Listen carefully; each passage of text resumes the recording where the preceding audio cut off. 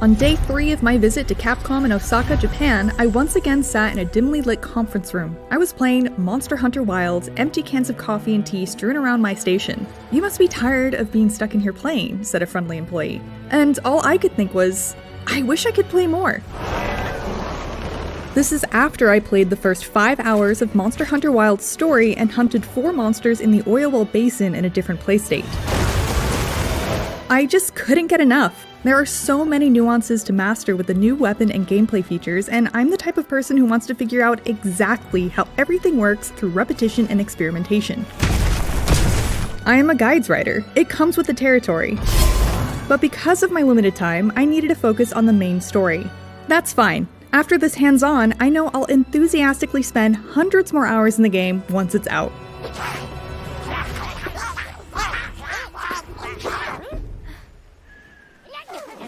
I beelined it through the story to make sure I could see everything I could, and in doing so, I crafted and upgraded only what I could as I went. Alrighty. That's the basic loop of Monster Hunter. Hunt monster, make better equipment, hunt stronger monster, and sometimes hunt something multiple times to get what you need. With my minimal preparation, I hunted the first 7 monsters: Chatacabra, Kamatrice, Congalala, Lalabarina, Balahara, Dashiguma, and finally a repel quest for the Leviathan, Uthduna, without much trouble and never once carded. When I played Monster Hunter World for the very first time, even Tobi-Kadachi gave me trouble, so I was surprised to encounter such little friction while playing Wilds. I was actually so surprised that I went back and replayed the story in Monster Hunter World through Anjanath, the 7th large monster. Well, the answer is, I've just gotten a whole lot better since I first played World, even though by that point I had been playing Monster Hunter since the very first one on PlayStation 2. I easily ripped through everything in World up to Anjanath, who then made me sweat a bit before I defeated it on my first try. It's funny because I felt the same as when I played Monster Hunter Rise. I thought to myself, this feels so much easier, and in some ways this could be because of the fun zippy wirebug mechanic and other factors, but that feeling was largely due to my increased skill as a player after 600 hours in World and Iceborne. That's not to say I'm now some pro-level Monster Hunter, I'm certainly no speedrunner, but I've improved enough to notice. I'm bringing this up because I often see this lamentation in the community, questioning, perhaps is Monster Hunter simply getting easier? I would suggest that we may just be growing into better hunters. Things are certainly becoming more streamlined and accessible, see optimal health and status recovery and the focus mode that makes it easier to aim, but the developers' goals don't suggest they intend to make Monster Hunter easier. Monsters have been adjusted to account for the new focus and wound systems, and the art director and executive director of Wilds, Kaname Fujioka, said the difficulty in Wilds generally follows suit from World. Series producer Ryozo Sugimoto added, "We've been incredibly careful in Wilds to guide players to the fun of Monster Hunter without changing the core of the series, and I very much feel that." Wilds immediately directs players into the meat of what Monster Hunter really is: hunting large monsters that could be set-piece bosses in other games. The main missions smoothly integrate many small monster hunts and gathering as part of the story, which is a wonderful way to teach players about these necessary activities without them feeling like a roadblock. If it's honey you're after, I know the perfect spot. I admit I'm conflicted about all of these upgrades. I find myself always wanting to pull a back in my day and describe some archaic, ludicrous thing we used to have to do just to get by to be able to enjoy the game. Like delivering explosive powder stones from the top of a volcano while avoiding Gravios and Ioprey, and then doing it 3 more times because the quest didn't count as cleared unless you were the one who posted it and your whole party of 4 needed to clear it to join the next quest. I suppose I'm trying to say Monster Hunter has come a long way, and making it less convoluted and stripping away its non-essential bits and pieces has made it more palatable to a much larger crowd. Now it's largely just delectable meat with the occasional bone and dessert. There are no bitter vegetables to power through to be able to enjoy everyone's favorite parts, except maybe grinding for a specific material. What do you think we'll find? And while on one hand I'm overjoyed that so many people have grown to truly enjoy something I love, there was something about being one of the few who prided themselves on eating their vegetables with a smile on their face. Even so, the evolution of Monster Hunter has continued to impress me.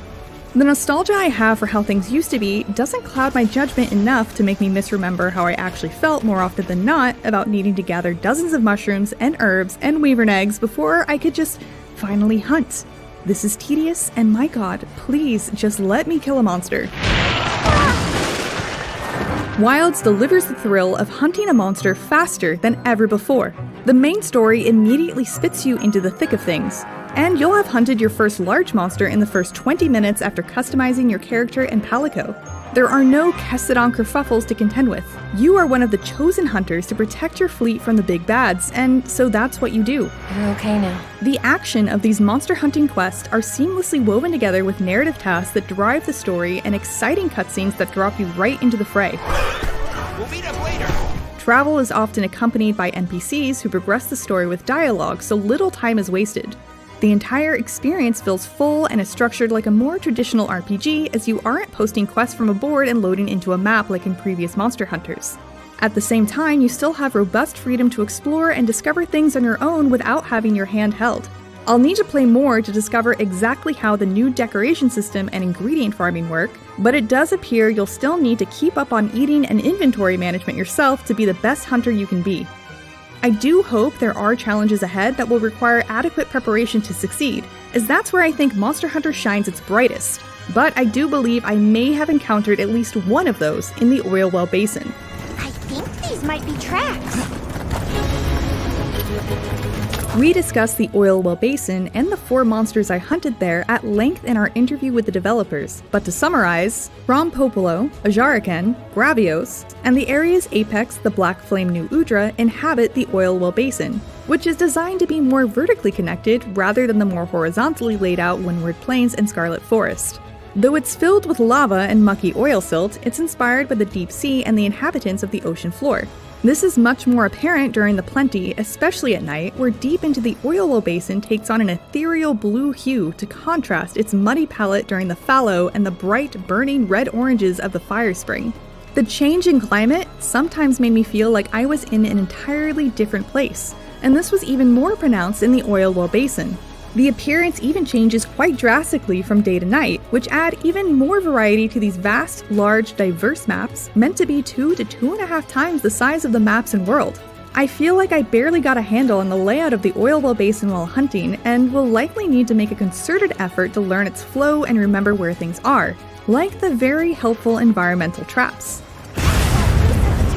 As for the monsters I faced there, they were a unique and impressive bunch. Rompopolo is absolutely grotesque and makes great use of its environment by injecting gas into the ground to cause large explosions that bubble up from beneath the oil silt. When I beat it down enough, it deflated, a hilariously sad sight I was delighted to experience. Got it on the ground. I can see Ajaraken giving some players a bit of trouble. It's an ape-like fang beast that's aggressive, fast, and strong. It also just looks cool. How its body glows when it gets ramped up is magnificent, as is one of its strongest attacks, which looks kinda like a fiery Sonic the Hedgehog homing attack. Though Gravios, a returning monster, has been a pain in the ass to fight in previous games with its hardy HP pool and super tough defenses, I found fighting it in Wilds much more enjoyable. Its hitboxes are more finely tuned, and the developers were able to gradate the toughness of its body more specifically, so it was easier to land hits on the points I actually wanted to get at. I also didn't get hit by seemingly unfair hip checks, which was a welcome change. Gravios has a new attack the devs were happy to be able to implement too, a beam focused on the ground that turns the immediate surroundings into molten rock that persists with a fiery effect for a few seconds.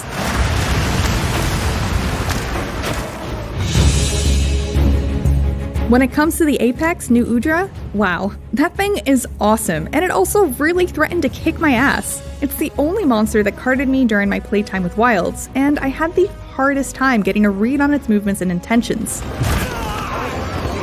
New Udra is an octopus-like cephalopod that uses a skeleton entirely new to the Monster Hunter series. So of course, I wouldn't have any familiarity to rely on. Its tentacles can all move independently of each other, and it hits hard. Its unpredictable, multi-directional attack patterns seem to encourage teaming up with friends or at least NPC support hunters too.